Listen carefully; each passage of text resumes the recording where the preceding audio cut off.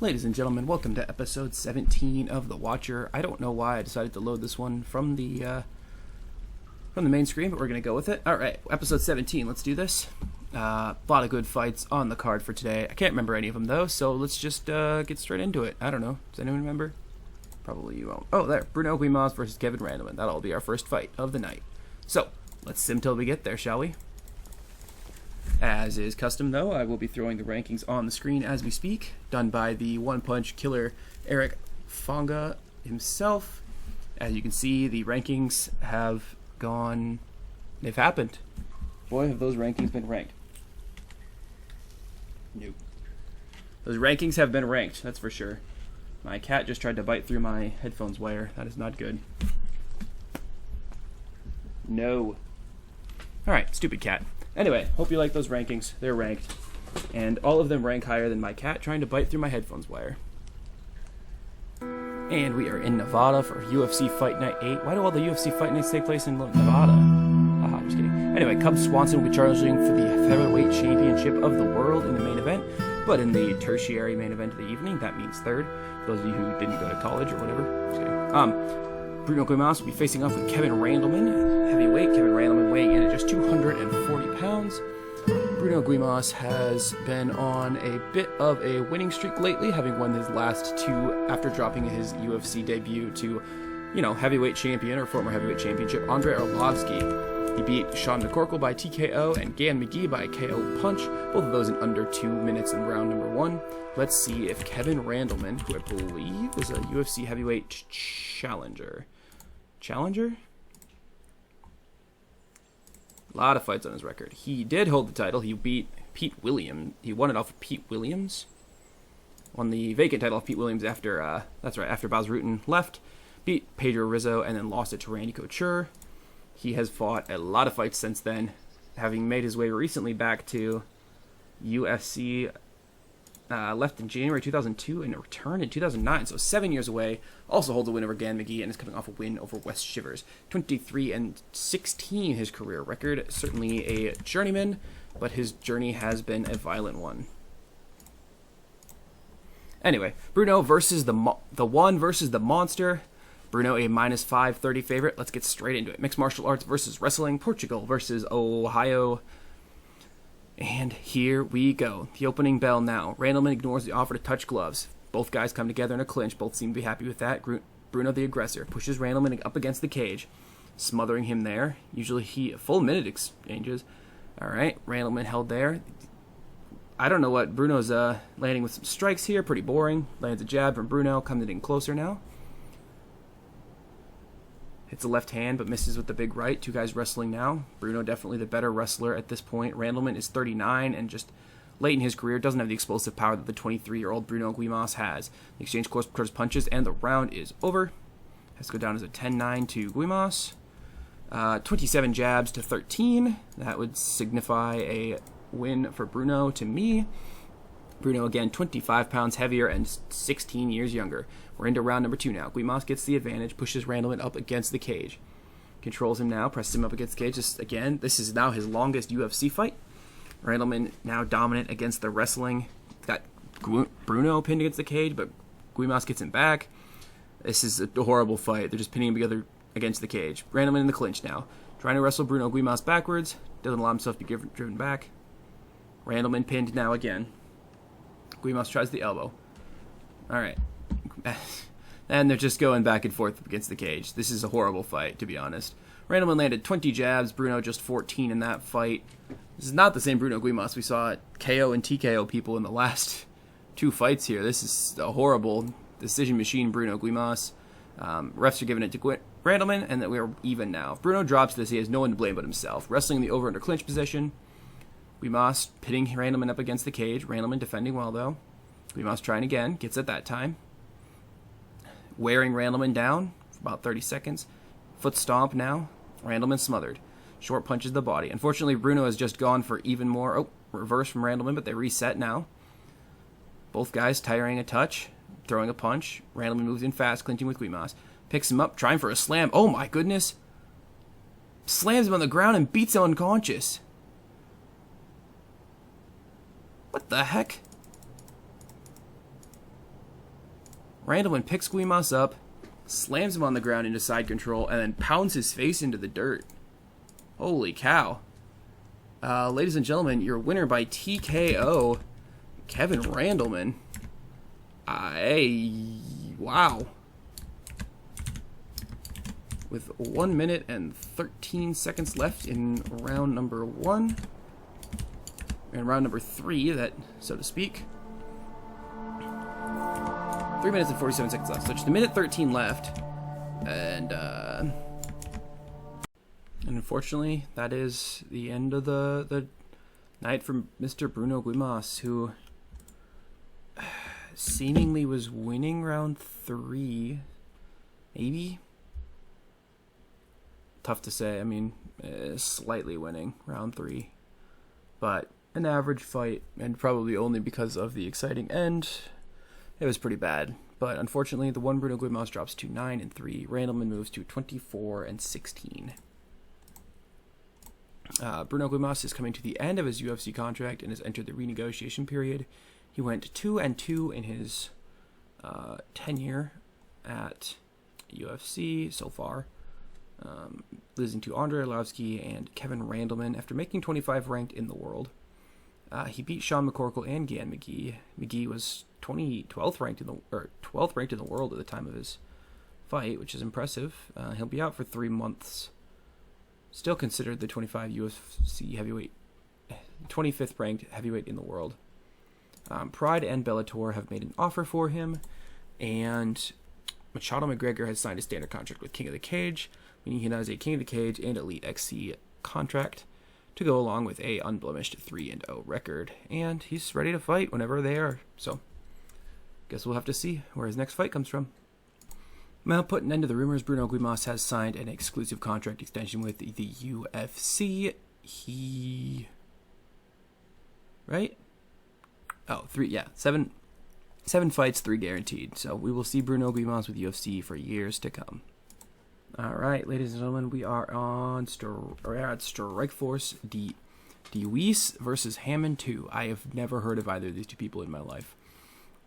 Nobody in the rest of the card I've heard of either, except the one and only Earl Moe. John Fitch on the prelims.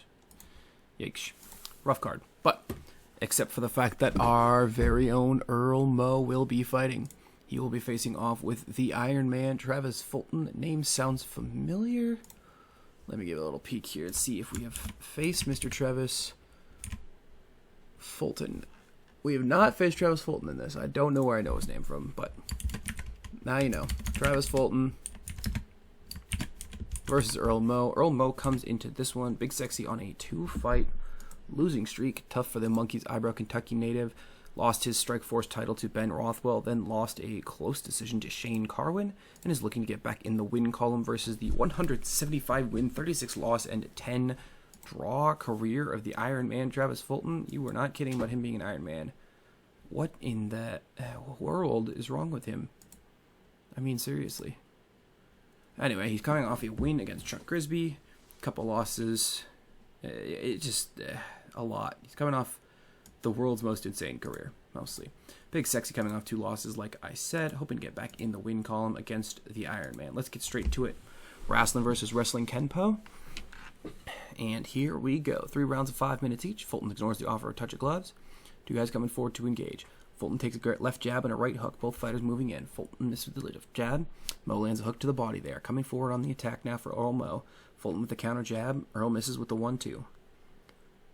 Moe hits the jab, has his right hand block. Fulton scores a nice right hook. Moe with a quick left hook cuts Travis's eye open. Blood coming from the eye now of Travis Fulton. At the halfway point of the round here, 2 men starting to strike back and forth. Moe off target with the left jab. Fulton misses the jab as well. 2 fighters engaged now. Fulton starts the jab.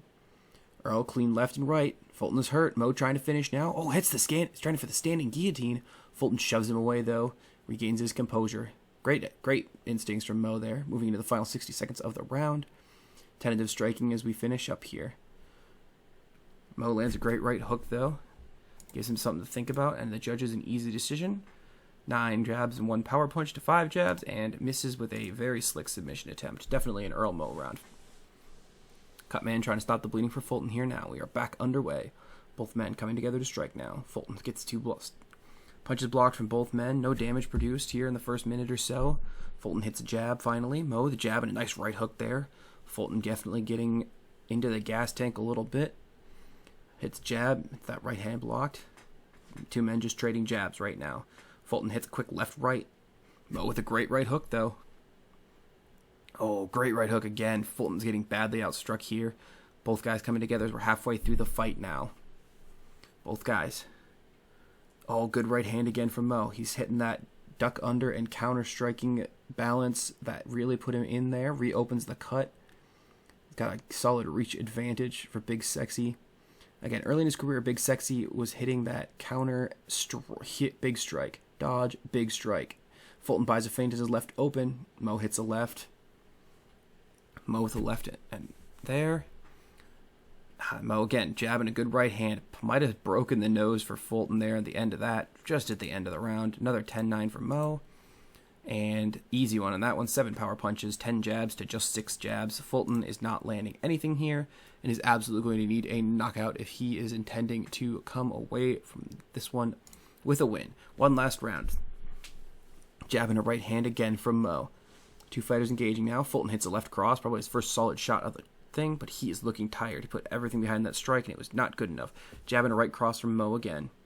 Fulton with a left cross. Wicked right uppercut from Mo. Fulton's down. Mo moving in quickly and hammering down with punches. Fulton's looking rough, and referee John McCarthy has to stop the fight. Ladies and gentlemen, your winner by TKO. 1 minute and 51 seconds into the 3rd round.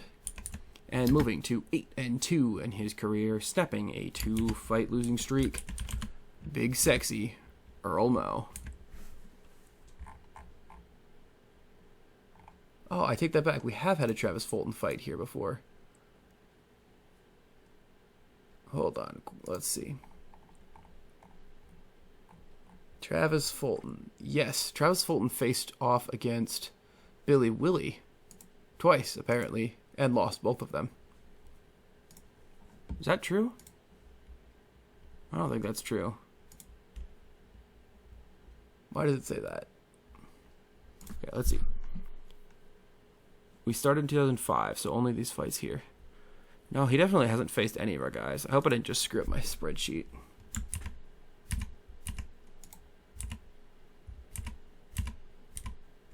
I accidentally overwrote Travis Whiff with Travis Fulton in my big old spreadsheet. Foolish mistake, to be sure. Anyway, makes more sense. But anyway, that is a rollicking TKO win for Earl Mo, breaking his little skid there and getting back in the winning ranks in Strikeforce. He moves now to 6 wins, 2 losses under the Strikeforce banner, all of which, I mean, his losses came to top guys too, but point being, another win for Big Sexy. He now has completed the first fight on his 4-fight contract with them, and we will continue on. He says that Tony Lopez is ducking him. He will make it quick, but not painless. A lot of trash talk from Mo there. Calm down, buddy. You just broke your loss streak. And we are here in Connecticut for an American Large local show, headlined by Nate Quarry versus James Irvin. Sorry. I don't know who either of those guys are. They fought at UFC, apparently. Maybe it was only not UFC. Anyway, who cares? Let's get to the fight that actually matters. Not on the main card, on the undercard of this local show. Hoyas Gracie versus Anderson. Anderson, unfortunately for him, certainly the least successful of our fighters here. But he is 5-4 in his career, still a winning record, facing off against Hoyas Gracie with a 1-4 record here and a plus 270 underdog. Please, for the love of God, Anderson, win this. Muay Thai kickboxing versus Gracie Jiu-Jitsu. What other kind would there be? The 2 fighters touch gloves now and engage. Anderson hits with a right cross there, lands a big right hand. Gracie hits a little jab there, blocks a punch. Gracie going for a takedown. Big right hand from Anderson. Unleashing some strikes now. Catches him with a crunching right hook. Straight right now from Anderson. Again, Gracie not landing like anything at all here. Beauty of a straight right from Anderson. I'm pretty sure Anderson knocked his last opponent down, then got subbed when he followed him, so please don't do that. Anderson boxing him up there, clean right hand again. Moving in close, ready to attack. Nice straight right lands hard. 1 TKO win in his entire career for Anderson of his 5 victories. 2 submissions, in case you were wondering. Into the pocket now, straight right from Anderson. And the round coming quick here. Gracie evades big right punch. It looks like Gracie did not come to fight at all. Like, I don't even know. Like, dude, oh, shooting for a takedown now. Gets a single leg takedown. Anderson pulls guard. That's what he did this fight. 2 weak jabs and a takedown. Anderson, 10 power punches and 11 jabs. If you don't give that to a 10-8 from Anderson. Well, there you go. I think that might be our first 10-8 of the whole save. Big right hand from Anderson now. Gracie shooting for the takedown. Can't get it. Gracie shoves him up against the cage now. Tries for the takedown from there. Anderson goes down. Gracie holding him against the thing. Pounds away with some rights. Anderson's trying to do some damage there, but he's not gonna. Gracie into side control now. Trying for the Kimura on Anderson. Anderson blocks it. It's a long time to be on the ground with a Gracie. 2 minutes. Anderson trying for a transition to guard here. Round burning away. Gracie trying for a Kimura again. It's fully applied, but not in time to force the tap. Oh my goodness. Yeah, Hoya's Gracie came to play on that one. That's for sure. Got a takedown. Tried for 2 submissions. Got a ground pass and 15 ground strikes. Anderson couldn't get anything there. But some would say it's a 19-18 Anderson up. Final round with a little bit of drama going on here. Gracie shoots for the takedown straight away. Anderson has to pull guard. Gracie trying for the elbow strikes. Gracie trying for the armbar there. Anderson defending himself well. Manages to transition to guard. Gracie going for the Kimura now. And C submits him. Oh, God, Anderson.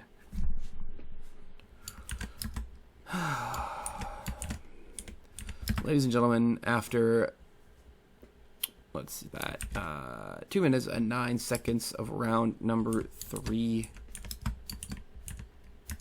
Your winner by submission via Kimura, Hoya's Gracie. Anderson has now lost 2 straight on the independent circuit.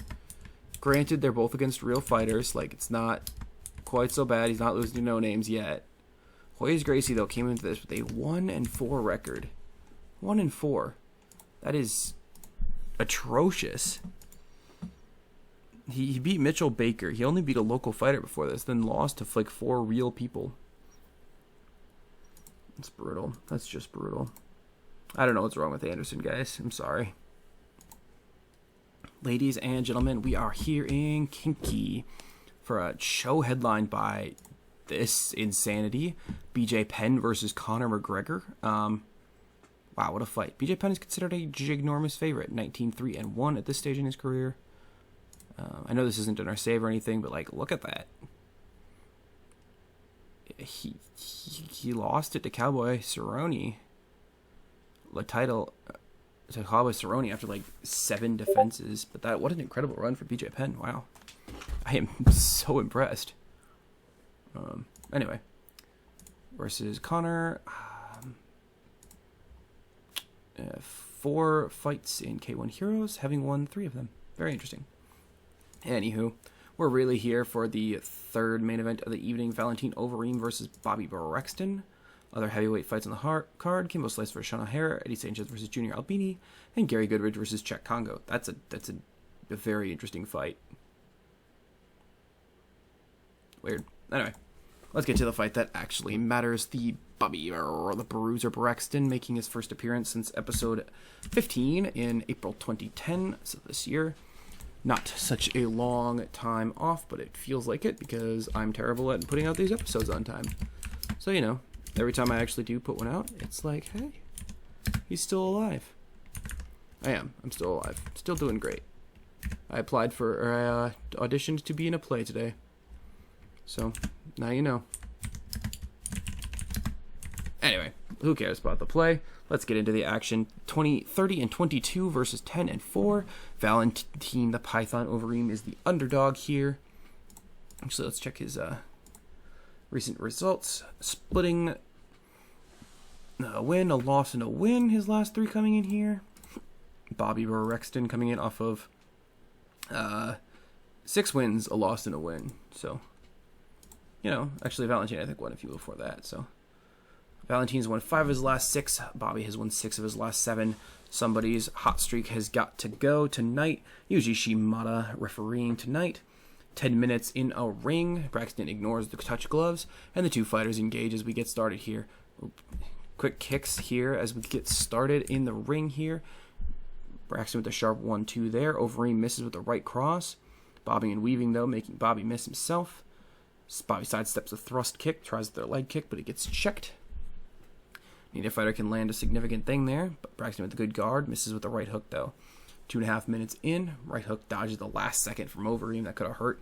Wicked head kick from Braxton. Knockout. Overeem's out. Ladies and gentlemen, Bobby Braxton does not need your...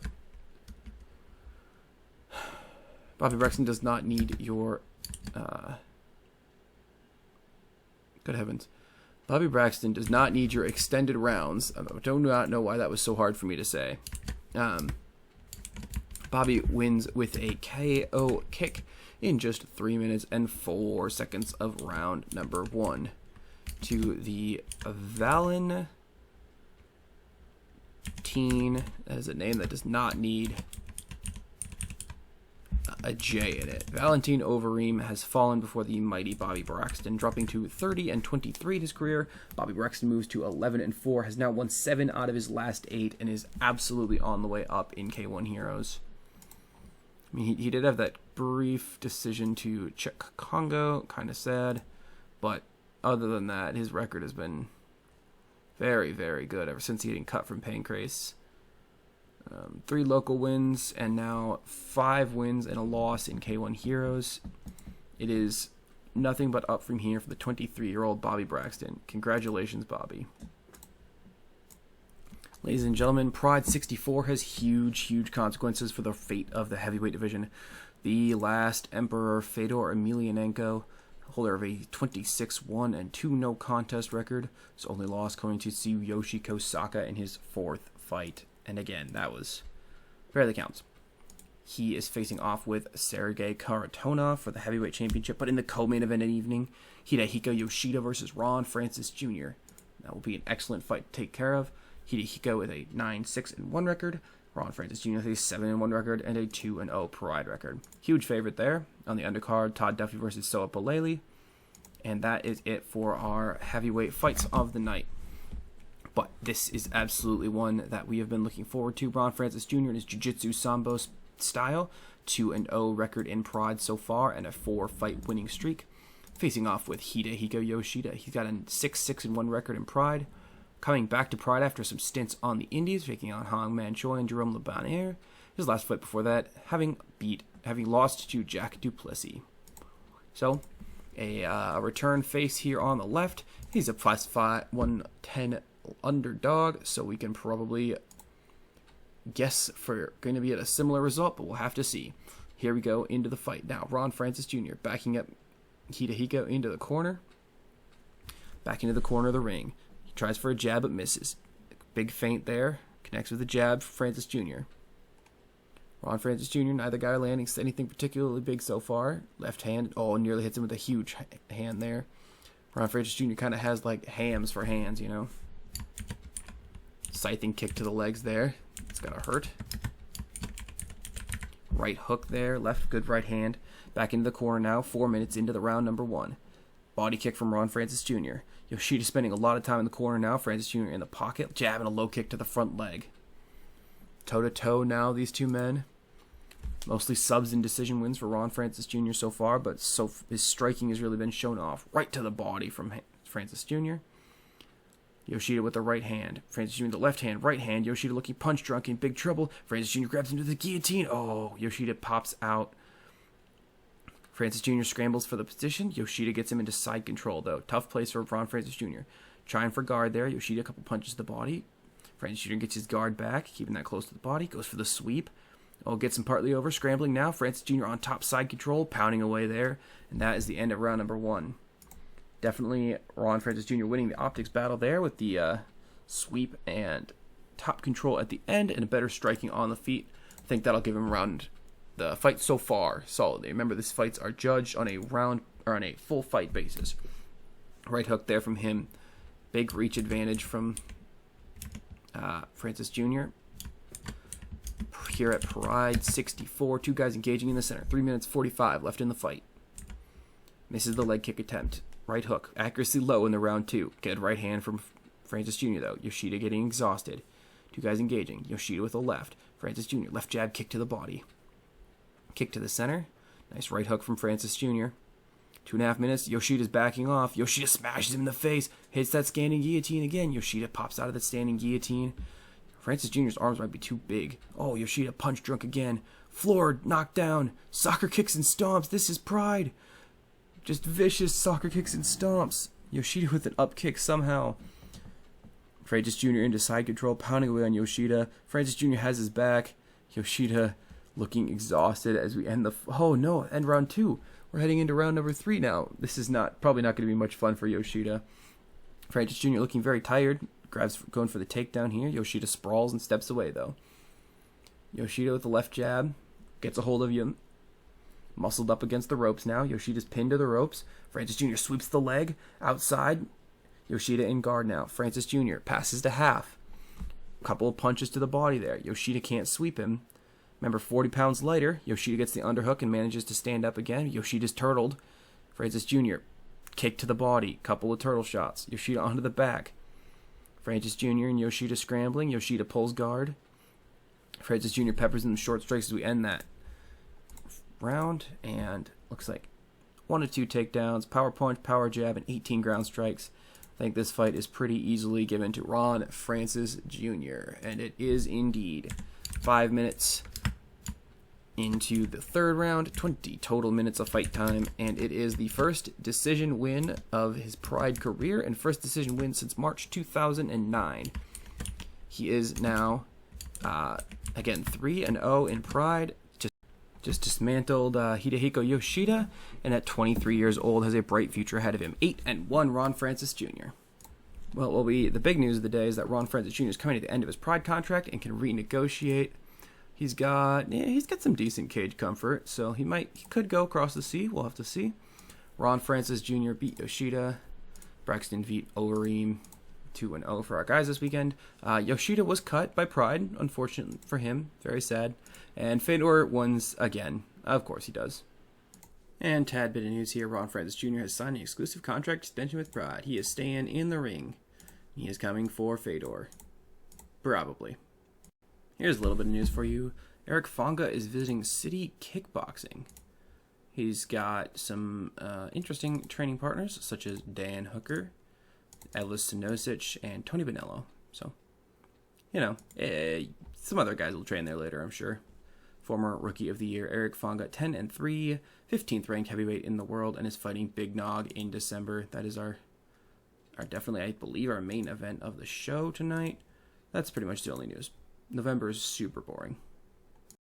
And as we finish November here, Bruno and Brock Lesnar are talking some trash. They did fight, resulting in Bruno's first loss of his career. But anyway, we'll have to see if we can get a rematch going. Although Brock has had a bit more success than Bruno in UFC so far.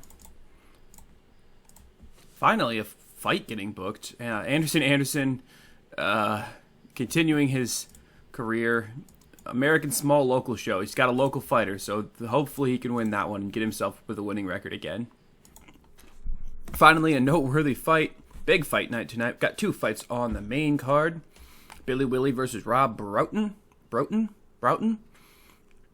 Billy Willie making his first Pride appearance after vacating 2 titles to come over. He is a 10-1 fighter in his career, and Rob Broughton 11-4-1, coming off 5 consecutive victories, so 2 huge win streaks on the line here, as well as Eric Fonga versus where's Minotauro? I don't know, Big Nog or Minotauro? I thought it was Big Nog, but I might be crazy. In the main event of the evening. But first fights first. Let's get straight to Billy Willie versus Rob the Bear Broughton. Whatever. Both men on massive win streaks. Billy Willie, a -450 favorite. Master of Thug Jitsu from Little Rock, Arkansas, versus submission fighting expert from Liverpool, Rob the Bear Broughton. 11-4-1 record. Let's get straight into it. John McCarthy, the referee, here tonight, the first Sunday of December 2010. The two men engaging in the center now. Neither fighter can land anything so far. Broughton shoots in. Willie on his back, pulling guard. Broughton trying to land some strikes there. Willie trying to scramble. Caught in side control. Broughton's throwing some punches to the body. Remember, Broughton is a submission fighter. Not landing much strikes-wise, and Willie's not grappling very well. Trying to pull guard there. Not doing a lot of damage. Trying to pull guard. Referee orders him back to their feet. Engaging in the center now. Ooh, Willie. Left jab and a right cross. Finally landing some strikes here. Willie ordering. Landing a big right hand from Willie now. Halfway through the first round. Willie, 2 quick punches. 2-punch combo now. Broughton shoots in. Takedown complete. Willie on his back, pulling guard. Submission attempt. Oh, goodness. Beautiful. Look at that. So Broughton shoots. Willie pulls guard, but snags the guillotine and just locks his legs in, wrenches the neck, and Broughton can't breathe, and that is it. Ladies and gentlemen, making a successful Pride debut, and your winner by submission, Billy Willie.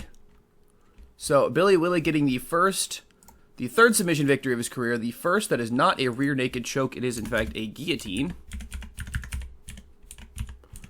Congratulations to him. What a great move. I mean, he knew the takedown was coming, he prepped for it, and he went ahead and landed that breakdown, that guillotine. Broughton 2 of 2 on takedowns. Billy Willie 2 power punches and 2 jabs on the feet. Broughton with 24 ground strikes, and Billy Willie with 1 submission. He didn't land volume, but he sure made it count. 6 minutes and 48 seconds official fight time.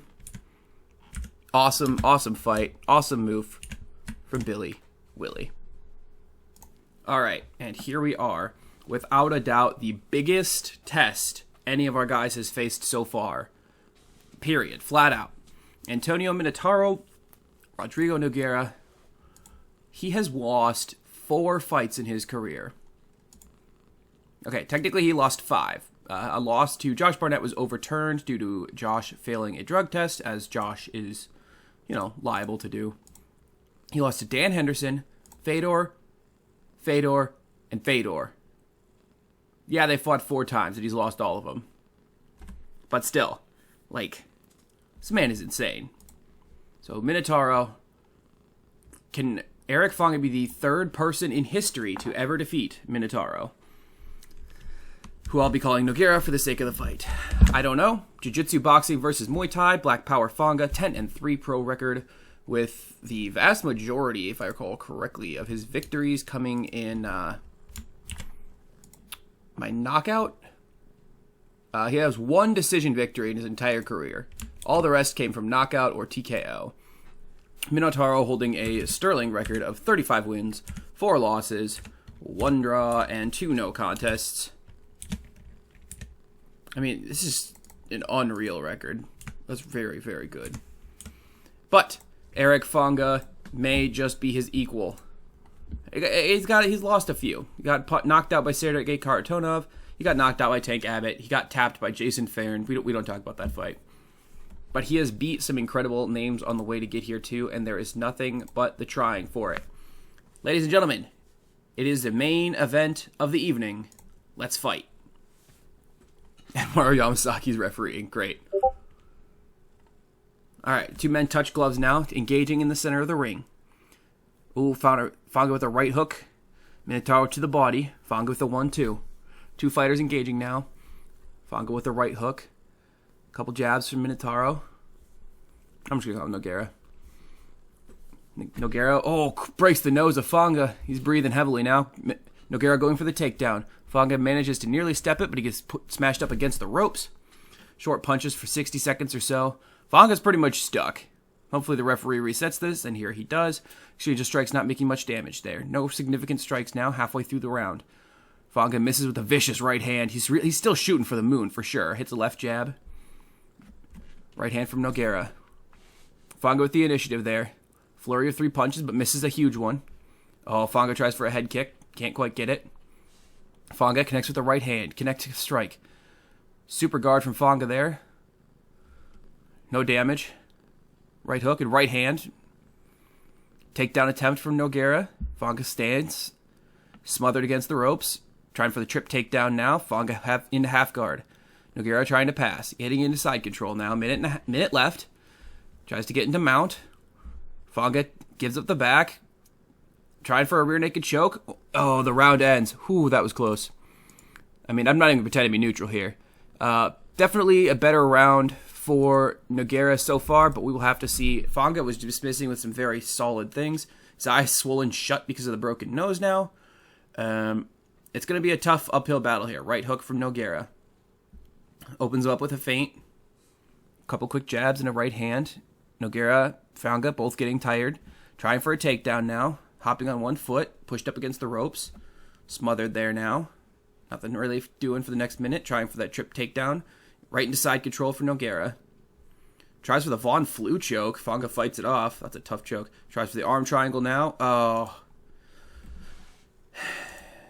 Ladies and gentlemen, after 3 minutes and 38 seconds in round number 2, your winner by submission via, what is that? Arm triangle. He doesn't really lose to common subs, does he? It's a horrible choke, by the way. We just trained those the other day at Jiu-Jitsu. It hurts a lot. It's very much no fun, but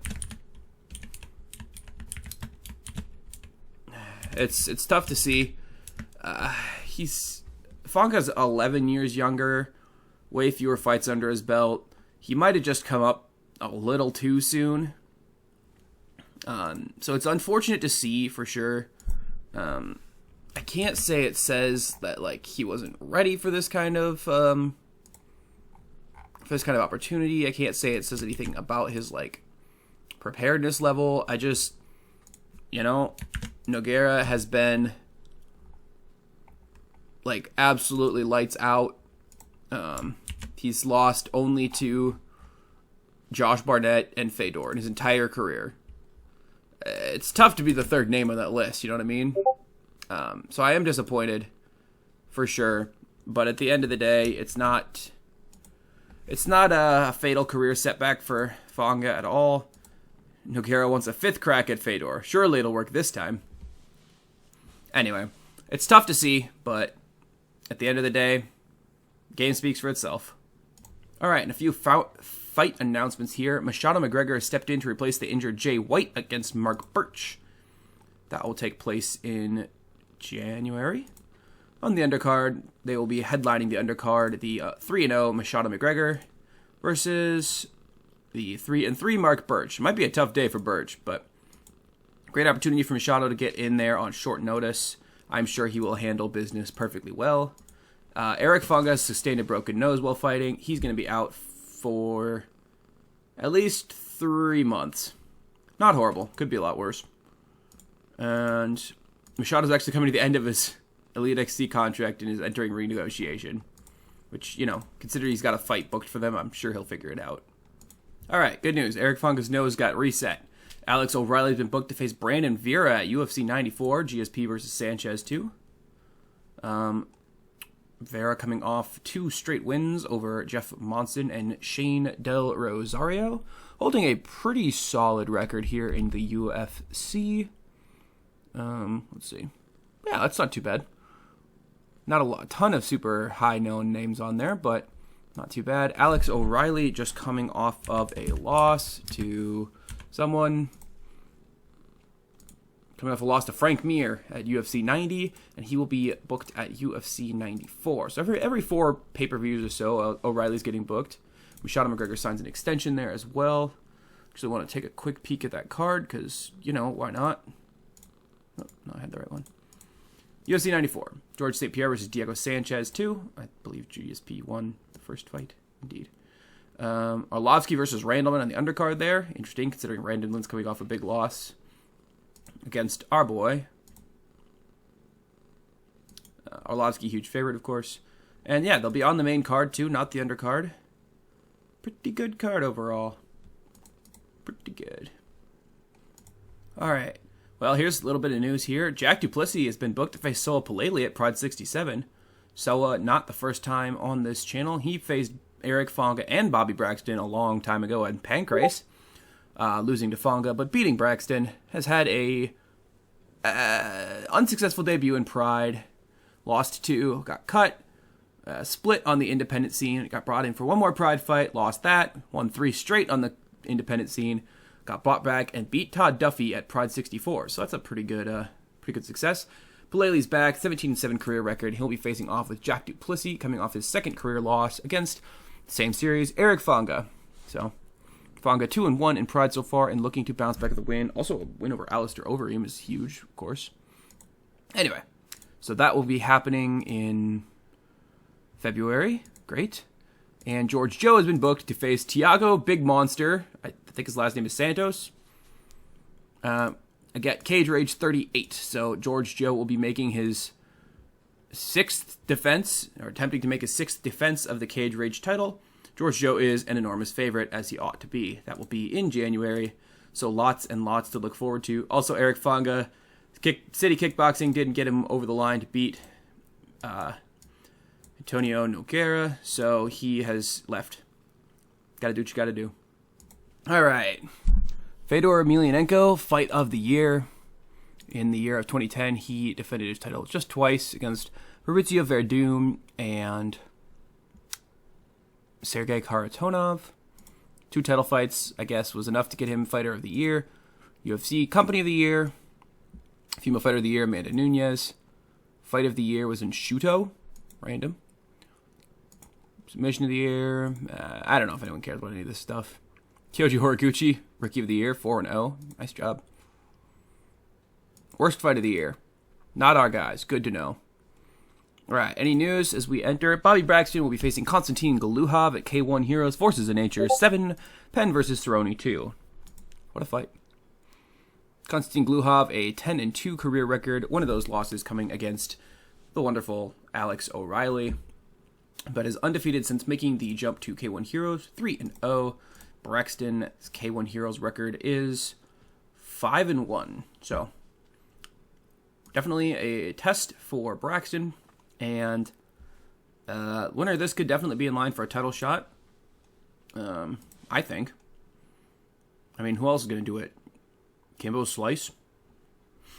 So let's actually take a quick look at their rankings there, because why not? So Heath Herring's the champ. He's booked against Bigfoot Silva. 7 straight wins. Holy cow. So yeah, Heath Herring's the champ. Booked against Antonio Silva. Braxton's at 6. Semi Schlitt is against Fujita in 7. 4-3, and he's in 7th, really? So, pretty good. All right. Let's take a quick look at world rankings. Don't think any of our guys have cracked the pound for pound.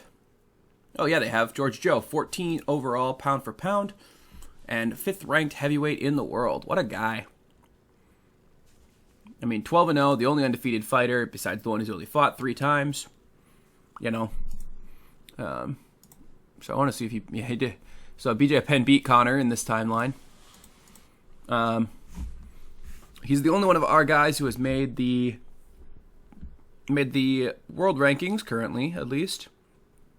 But you can see that we've got Eric Fonga at 15th pound for pound, or 15th heavyweight. We